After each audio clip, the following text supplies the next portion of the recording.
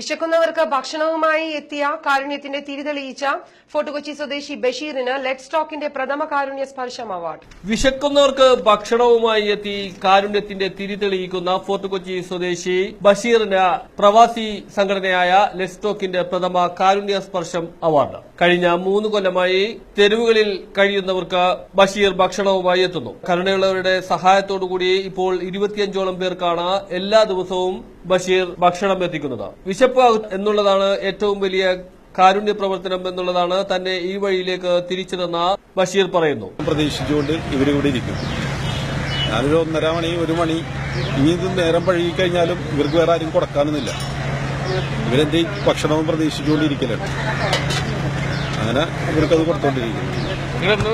ഈ കർമ്മത്തിലേക്ക് വരാനുള്ള ഇത് പട്ടിണി എന്താണെന്ന് മനസ്സിലാക്കിയതിന്റെ പേരിൽ തന്നെ ഒരുപാട് പട്ടിണി ഞാൻ കിടന്നിട്ടുണ്ട്. അപ്പൊ പട്ടിണി എന്താണെന്ന് മനസ്സിലാക്കുകയും പട്ടിണിയുടെ വില അറിയുകയും ചെയ്തപ്പോൾ ഇതൊരു സേവനമാണല്ലോ, ജീവകാരുണ്യ പ്രവർത്തനമാണല്ലോ. അത് മനസ്സിലാക്കുകയും ചെയ്തപ്പോൾ ഇത് ഒരു വലിയ സേവനമാണ്. പല ആൾക്കാരും പലതും ചെയ്തുകൊണ്ടിരിക്കുന്നുണ്ട്. പക്ഷേ അതിൽ ഏറ്റവും നല്ലത് വിശപ്പ് തന്നെയാണ്. അത് മനസ്സിലാക്കിക്കൊണ്ട് അത് തെരഞ്ഞെടുക്കുകയും ഞാനൊരു നിമിത്തം മാത്രമാണ്. ഇതിൽ പല ആൾക്കാരുടെ സഹായമുണ്ട്. എന്നുവെച്ചാൽ നമ്മളെ ഇർഷാദിനെ പോലുള്ള സർവീസ് ഇങ്ങനെയുള്ള പല ആൾക്കാരും സഹായിക്കുന്നുണ്ട്. അതല്ലാതെ ഞാനിപ്പോ എന്നെ സംബന്ധിച്ചിടത്തോളം സാധാരണ ഒരു ജോലിക്കാരനാണ്. ഇതെനിക്ക് മുന്നോട്ടുണ്ട്. ഞാൻ ആദ്യം 1-2 പേർക്കായിരുന്നു ഭക്ഷണം കൊടുത്തിരുന്നത്. പിന്നെ അത് അധികരിച്ചു വന്നപ്പോൾ എന്നെ കൊണ്ട് താങ്ങാൻ പറ്റാത്തൊരവസ്ഥയിലേക്ക് വന്നു. അപ്പൊ ഞാൻ നിർത്താനുള്ളൊരു പ്ലാൻ വന്നപ്പോൾ പല ആൾക്കാരും പറഞ്ഞത് മുന്നോട്ട് കൊണ്ടുപോയിക്കോ, ഞങ്ങളുടെ സഹായം ഉണ്ടാവും. അങ്ങനെ പല ആൾക്കാരും ഇതിനുവേണ്ടി സഹായിക്കുകയും മുളകും മല്ലിയും മഞ്ഞൾപ്പൊടിയും ഇതൊക്കെ മേടിച്ചിടാൻ പിന്നെ പല ഹോട്ടലുകളിൽ നിന്നുള്ളതുണ്ട്. അങ്ങനെ ഇത് മുന്നോട്ട് കൊണ്ടുപോയിക്കൊണ്ടിരിക്കും. ഇത് വീട്ടില് പിന്നെ എന്റെ ഉമ്മാക്ക് സുഖമില്ലാത്തതിന്റെ പേരിൽ വീട്ടിലായിരുന്നു ആദ്യം ഉണ്ടാക്കിയിരുന്നത്. ഇപ്പൊ വീട്ടിൽ കുറച്ചാണ് ഉണ്ടാക്കുന്നത്, വളരെ കുറച്ച് ഭക്ഷണം ഉണ്ടാക്കുന്നത്. പിന്നെ വേറൊരു വീട് കണ്ടെത്തിയിട്ട് ആ വീട്ടിലും കൂടി ഉണ്ടാക്കുന്നുണ്ട്. അല്ലാണ്ട് വീട്ടില് പരിപൂർണ്ണ വീട്ടിൽ തന്നെ എല്ലാം ഉണ്ടാക്കാൻ പറ്റുന്ന ഒരു അവസ്ഥയിൽ ഇപ്പല്ല.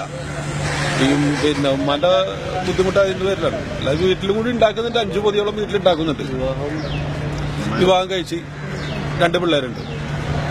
9ാം ക്ലാസ്സിൽ പഠിക്കുന്ന ഒരു പയ്യൻ, ഒരു 4ാം ക്ലാസ്സിൽ പഠിക്കുന്ന കുട്ടി.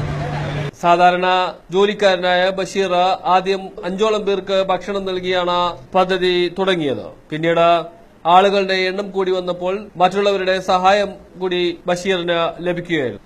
സ്വന്തമായി സൈക്കിൾ മാത്രമാണ് ബഷീറിനുള്ളത്. അതുകൊണ്ട് തന്നെ കൂടുതൽ ദൂരത്തേക്ക് ഭക്ഷണവുമായി പോകാൻ കഴിയാത്ത സാഹചര്യവുമുണ്ട്. സൈക്കിളിൽ എത്താവുന്നിടത്തെല്ലാം ബഷീർ ഭക്ഷണം എത്തിച്ചു കൊടുക്കുന്നുണ്ട്.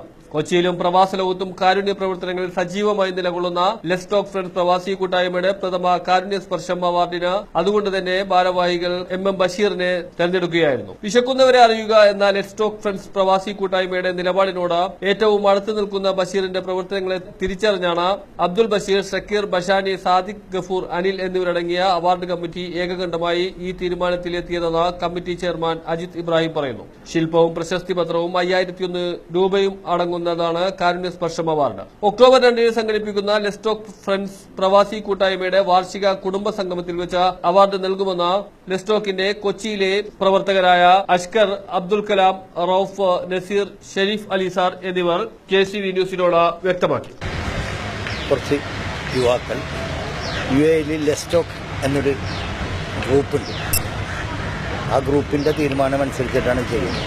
ആ ഗ്രൂപ്പിങ്ങനെ ഒരു തീരുമാനം എടുക്കാനുള്ള കാരണം അവർ പട്ടിണി അറിയുക എന്നതാണ് അവരുടെ മുദ്രാവാക്യം.